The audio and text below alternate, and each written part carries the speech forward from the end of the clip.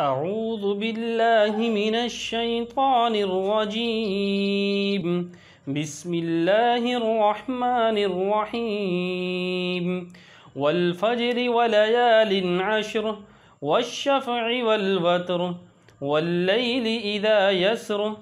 هل في ذلك قسم لذي حجر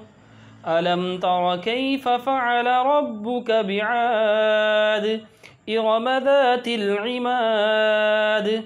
التي لم يخلق مثلها في البلاد وثمود الذين جابوا الصخر بالواد وفرعون ذي الأوتاد الذين طغوا في البلاد فأكثروا فيها الفساد فصب عليهم ربك سوط عذاب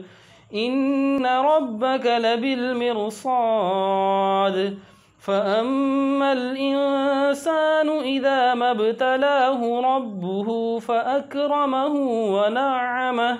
فيقول ربي أكرمن وأما إذا ما ابتلاه فقدر عليه رزقه فيقول ربي أهانن كلا بل لا تكرمون اليتيم ولا تحاضون على طعام المسكين وتأكلون التراث أكلا لما وتحبون المال حبا